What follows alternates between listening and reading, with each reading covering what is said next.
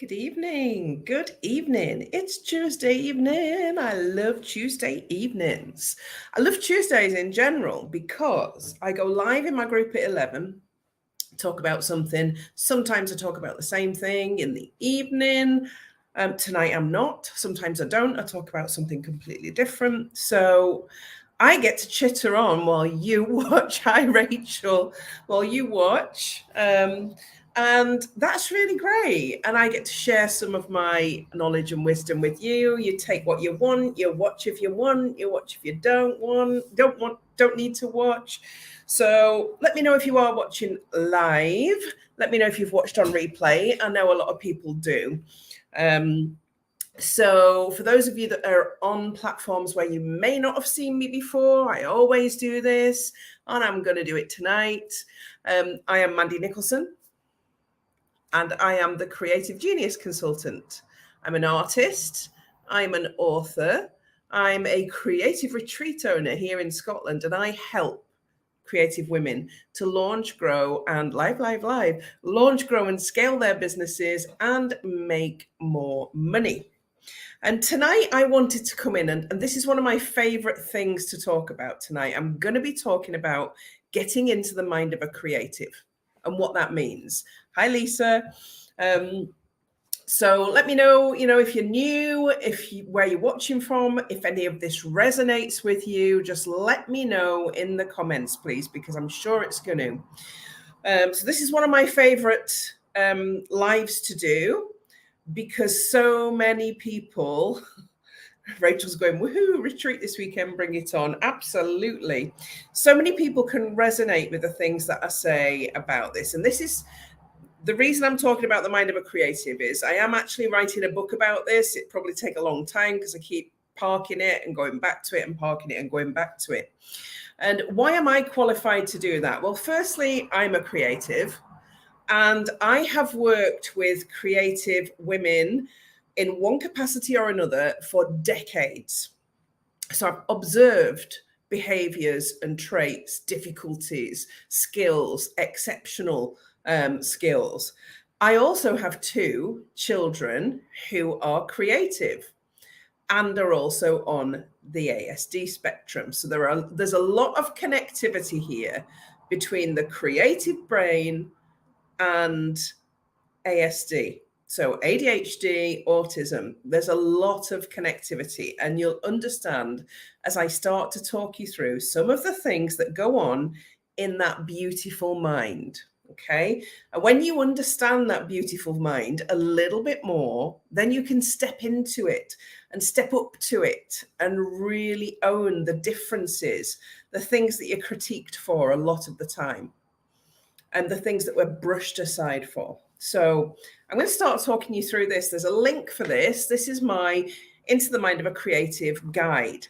Now, I've ended up writing, it started as a 10-point guide, then it went to 20, and now it's at 35. And I've stopped writing at that point because I decided there was a book there.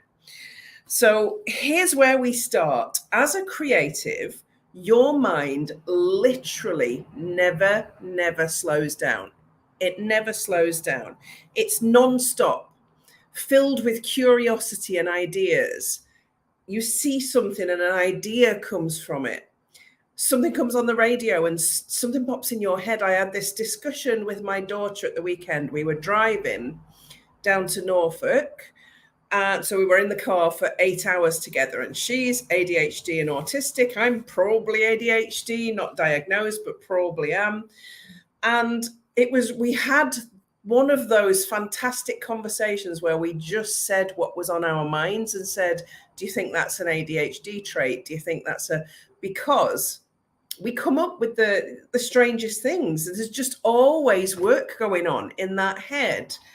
Something, you're questioning things. So it feels like it never stops. It feels like it's constantly running in top gear.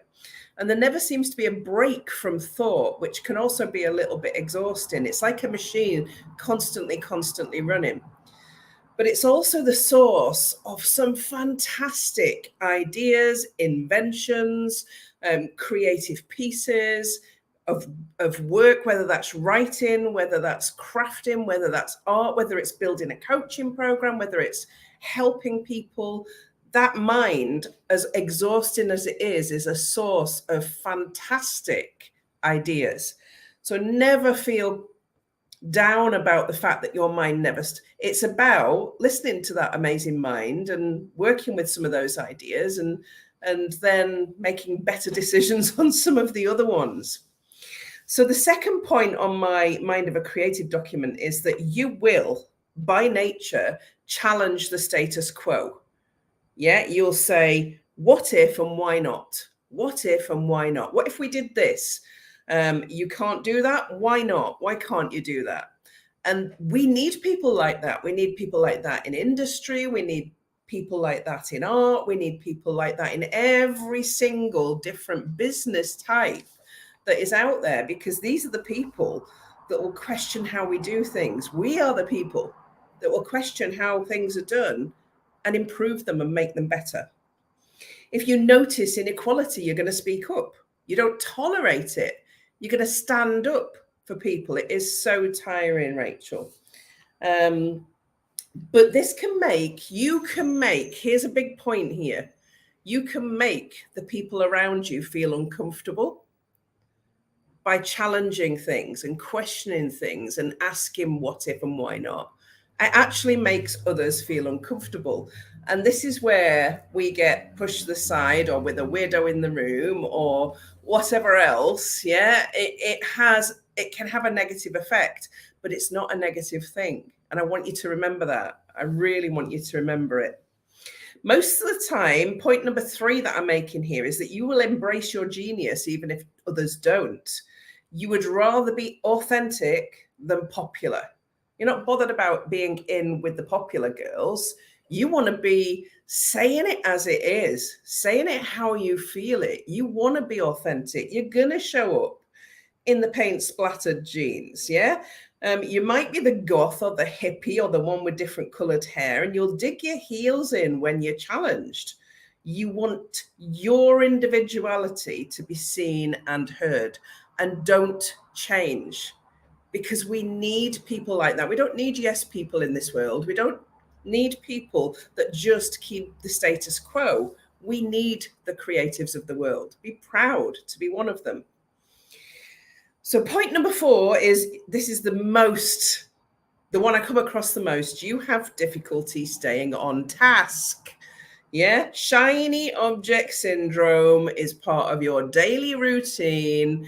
You know, the shiny objects are pinging everywhere. You're following them. These are the ideas that distract you from what you should be doing in order to make money in your business or whatever else it is you're doing. And it's because you get bored easily and you make big mental leaps with all these ideas. So it can be beneficial, though, for challenging yourself, but detrimental to your income when you're off chasing a shiny instead of sticking to what it is you should be doing to earn the money that you need. So I know this happens with you. It happens with all of you, but none of these things are problems. All of them have their positive sides as well as their negative sides. And, this is what's wonderful about the creative mind. So point number 5 is you creating cycles. You can go from high as a kite to manic and low and retreating from the world and sitting on the sofa with a duvet, unable to face anything. And that can happen in the same day. Noticing your cycles and adding routine tasks that make a difference to your business when you are in a slump is necessary for your survival and growth. It's great when you're on a manic high, yeah, but it's up and down, and it can be difficult to manage. Once you understand it and you can put measures in place to help you through those ups and downs, you can kind of even it out. It can happen. It will happen, believe me, when you know and you can focus on it. Point number 6 is that, this is really important for creatives. We need time for our soul. We need to be in nature. We need to retreat and be introverts. We need to be with people. We need time for our soul, whatever feeds our soul. Yeah. So Lisa's saying this is why I love to batch create when I'm on a high. I do when I'm on a high and I'm in creative focus. I create loads because I know it's going to go. So I get that completely, Lisa. So yeah, you need time for your soul. You need to recharge. And when you do take the time to recharge for your soul, when it'll allow you to recover more quickly and get back into flow again. Point number 7 is you need to create space. You need space as a creative. Environment is everything. It's the one thing that we all strive for all the time because we want to see what we've created. We don't necessarily need other people to see it. We need to see it because even our own work can inspire us to keep going because we know what we've created. You feel less able to produce good work when you are cramped. It's almost like being in prison. So we need space, and we will try and find a way of doing that no matter what as creatives. Being in one of those tiny little booths, like, you see people that are working on computers all day, that would actually kill us. So that's point number 7. You're going to need space. Point number 8 is you focus intensely. When you are in creative flow, you can completely tune out the world. Yeah. So when you're in creative flow and you are in the creation, you are going to tune out everything. If you are interrupted, you are really slow to recover. And did you know it can take you 20 minutes to recover if someone interrupts you in creative flow? So it's not just hey, I just need a second of your time. It's, hey, give me 20 minutes of your time because I know you're not going to be back where you were, if at all, after I've interrupted you and asked you. So this is important to know and to manage. Number 9 is you feel deeply. You are an emotional person. You're an empath. You feel really, really deeply.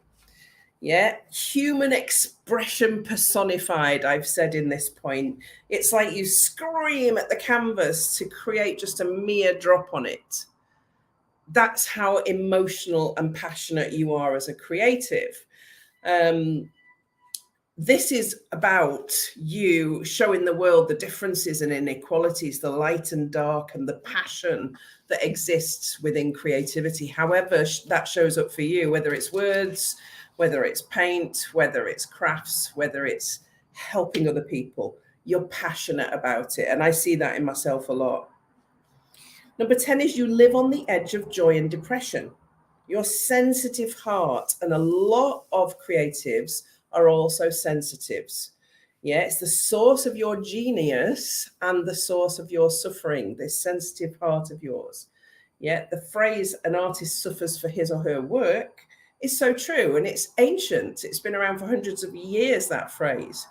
This level of deep feeling that allows you to produce your best work, no matter what that work is. This is me completely. Number 11 is you think and speak in stories. Explaining isn't the point. Experience is the point. I usually weave a story into most things, like I just did, telling you about my road trip with my daughter.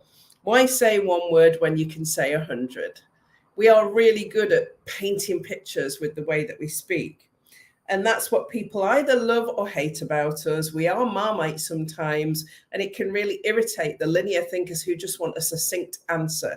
And here we are painting this amazing picture with our wonderful stories of how something is or could be. So remember that you can irritate people when you're being that person, but lots of people really, truly love it because stories are what the world is made of. Number 12 is you battle resistance every day. You have 2 lives, the life you live and the life you are capable of living. And the life you live is the compromise life that you've adapted to fit into society. But the life that you are capable of living that sits up there, you know it's there. You resist change, and yet you help to facilitate it for others and in your work. So you are a contradiction in terms, and it can hold you back. Number 13 is you take your work really personally. I do. You are your work. So every condemnation is a personal one. Yeah. And it impacts your self-worth. It hurts when someone doesn't like your work. Yeah. But you're so connected to that work. Yeah. It literally feels like a personal insult when somebody says something detrimental about it. And there's nothing wrong with that. That's passion. There's a difference, though, between being able to take feedback and accept good, positive feedback and critique, and people's general disdain for some of the things that we produce. So, yeah, learning to manage that and live with that is important. Number 14, this I come across a lot. You have a hard time believing in yourself. Even the most apparently confident creatives wonder if they are actually good enough. Imposter syndrome creeps in. Limiting beliefs creep in. You compare yourself to others constantly. It's really funny because I wrote a quote as I was getting ready to do this tonight. And I wrote down, you know that your work that you don't think is good enough, when you share it, so many others see it and feel exactly the same, that their work is not good enough. So we all experience that all the time when we see another creative's work. So believe in yourself. Number 15, you are deeply intuitive. You can't explain why, you just know. You know when people are thinking something, feeling something. Scientists have actually studied creative people at length. And this is a very common trait, this ability to be intuitive and empathic. You've got this ability to notice the minutiae of people's shifts in mood or facial expression and connect the dots like nobody else can. Number 16 is that you use procrastination as a tool. Your best work happens under pressure, so you use this sometimes to deliver to deadlines. You'll wait till the last minute to deliver what it is you've got to deliver because you're so busy chasing shiny objects and being distracted that you think there's plenty of time, and then you find yourself backed into a corner. And sometimes that's when you do your best work. So, as I said, positives in everything. Number 17 is you become addicted to the creative flow. The flow state is actually the most addictive state on earth. It's more addictive than drugs. It's more addictive. Hi, Helen. It's more addictive than any other substances. And this is why creatives struggle so much with the mental health ups and downs you hear of so many people in the creative world, particularly musicians. You know, if you think of musicians that have ended up, you know, really depressed, struggling with anxiety, depression, alcohol abuse, drugs, and even suicide. And that's because the addiction to the creative flow and then being out of it can be just, this is the highs and lows that you experience. So you become frustrated when it seems elusive, you know, writer's block, all of these things have an impact on us as creatives. Number 18, you struggle to complete projects. So you've got a joy in the initial creation, this great idea, the initial creation of a project, and it's more exciting than the monotony of completing it. So, you know, if you're an artist, you might have several unfinished paintings that you're going to finish one day, or a sketchbook full of things that you would like to get onto canvas. Or, you know, if you're a writer like me as well, I've got those paintings and I've got books that I've started and not finished. I've only heard the last 3 and it already sounds like me. Yeah, I mean, I've got 2 books started and not finished. So I've got at least 2 paintings started and not finished. It happens to all of us because we get all excited and then it's like, okay, I'm bored now. I need to move on to something else. Number 19 is you connect the dots better than others, better than the linear thinkers. Yeah. Oh dear. And it's all out there for everyone to read and know and know us. So yeah, you connect the dots better than others. You see patterns even as words are spoken. as I'm speaking now, you'll be seeing patterns and have the ability to complete a full picture. Karen's just done that, whilst others are still wondering what to do next. So somebody's saying something and in your head, you're completing the picture. I bet you do that a lot. I do it all the time. Someone's speaking to me and I'm filling in the gaps in the story and putting the ending together and knowing what that looks like. I do that all the time. So creatives do this a lot. Number 20 is you will never grow up, and you should never grow up. Yeah, the life that you view with childlike wonder is the absolute epitome of creativity. So don't ever apologize for being the childish one in the room, the one who's a bit silly, the one who wants to explore with things that people wouldn't normally do. These are where some of the greatest ideas, like, Helen, children's books, yeah?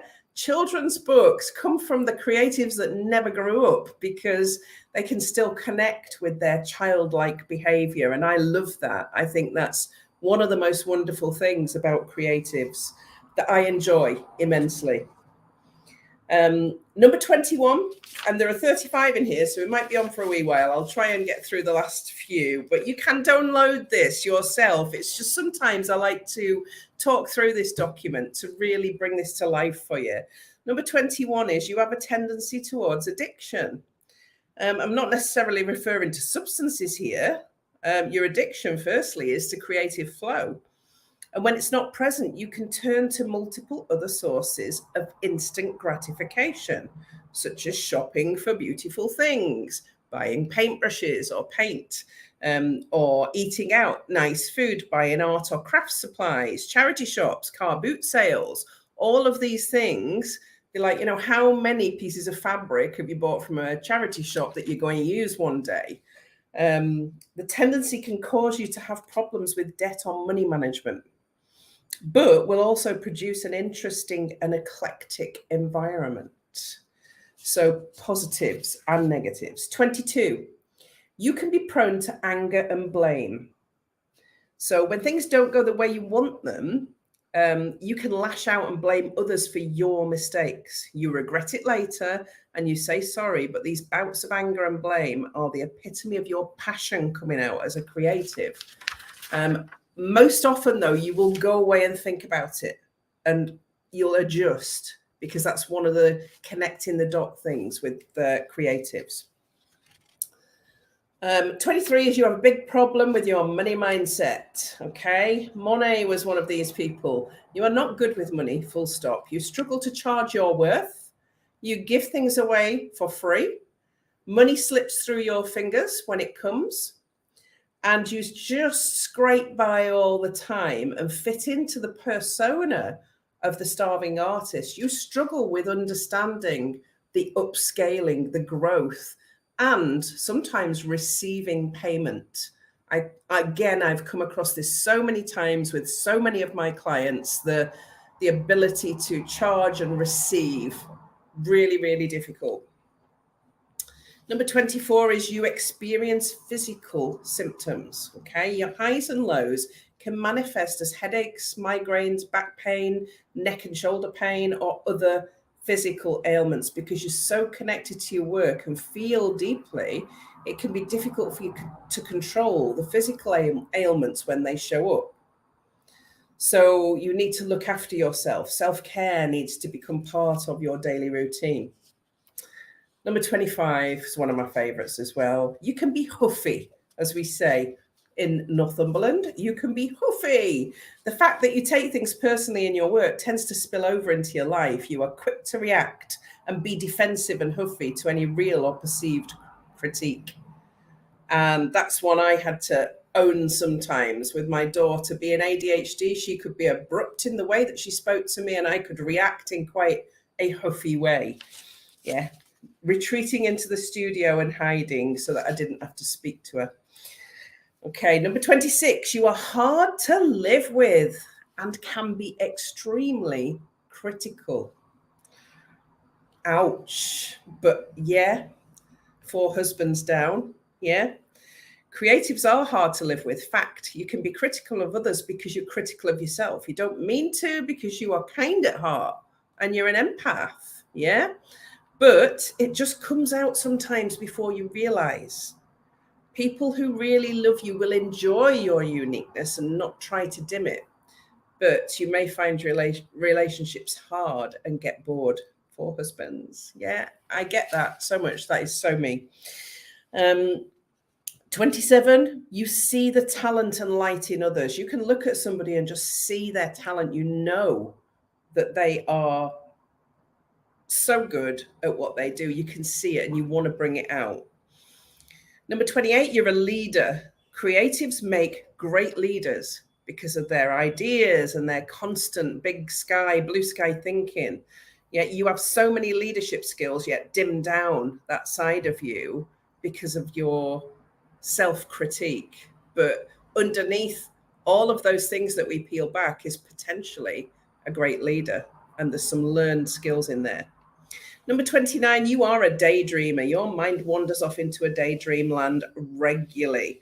But this can be good because it feeds your ability to make connections in your daydreams, piecing things together, making sense of knowledge and information. Number 30, we're near the end now. You are a survivor. You will have experienced trauma and difficulties and emotional challenges, but you bounce back and create new pathways.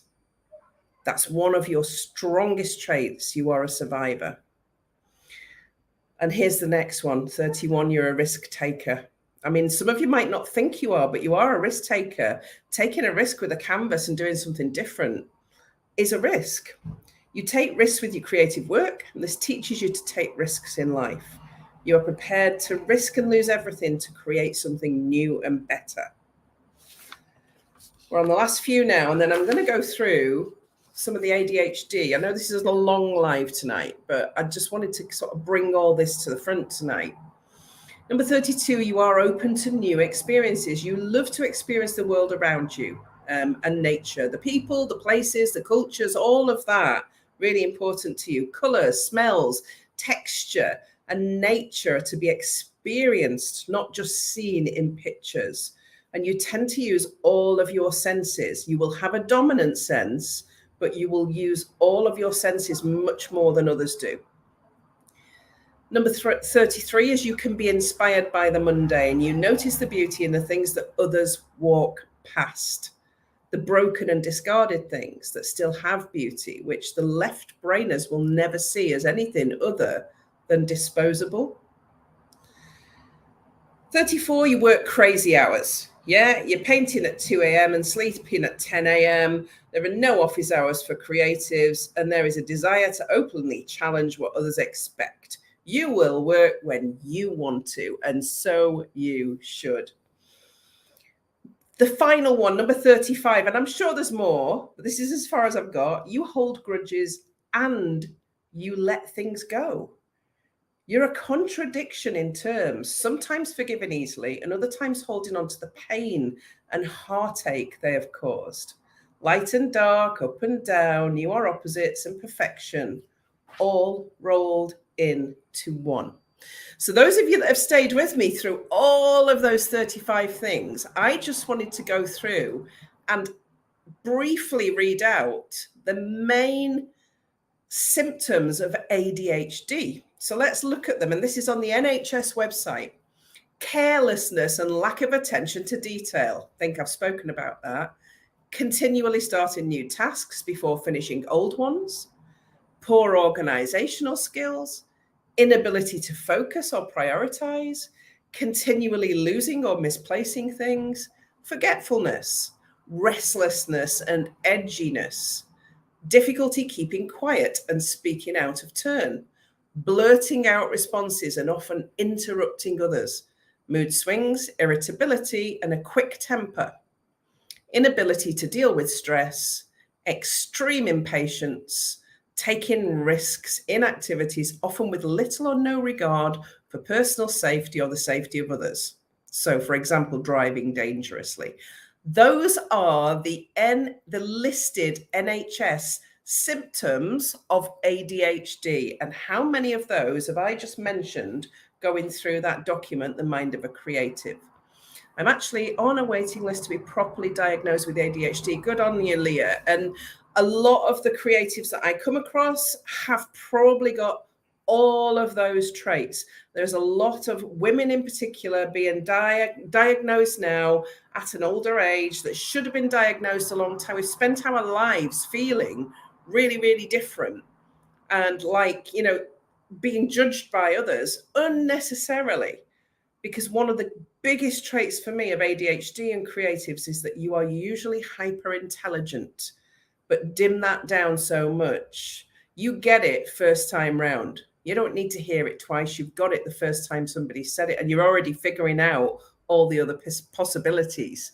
So I think, you know, being ADHD is not a bad thing. My daughter's ADHD. She's in her second year doing a degree in art and design at Newcastle Uni, and she's got a first both years. So she's going to come out with a BA with honours.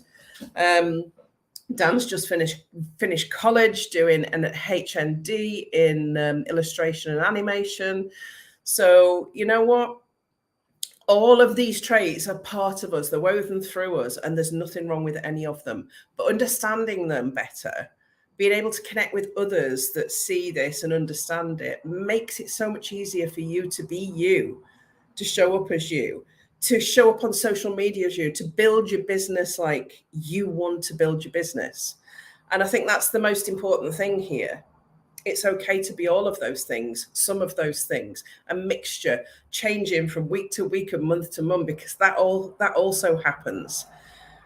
But one of the biggest drawbacks is a lot of these things take us into depression, anxiety, and introversion that hold us back from being as successful as we could be as creatives. And that's where I step in. That's why I show up hour by hour. Absolutely, Rachel. There's a change in 24 hours, isn't there? And this is where I step in. This is why I've stepped into this world to help the creatives. This is why I became the Creative Genius Consultant. And I've tried to understand each and every person so intensely so that I can help them in the best way.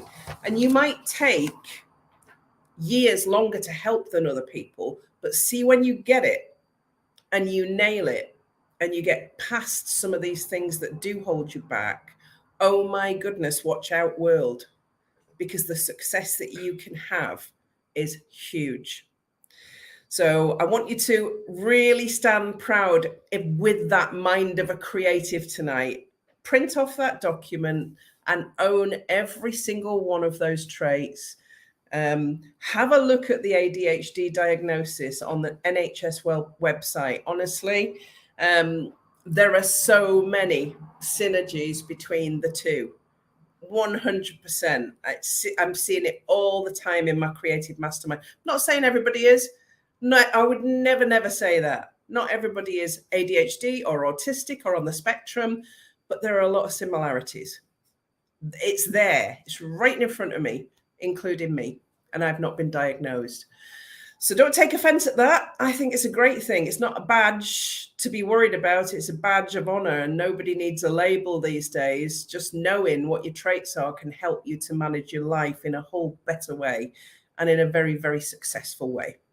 So I hope that's helped you a little bit tonight. I will be back next week with something else. Who knows what yet? I'll make my mind up when it gets, I'll go through all the shiny objects for the next week and pick one. So I'll see you next week. Awesome, ladies. Have a fabulous week.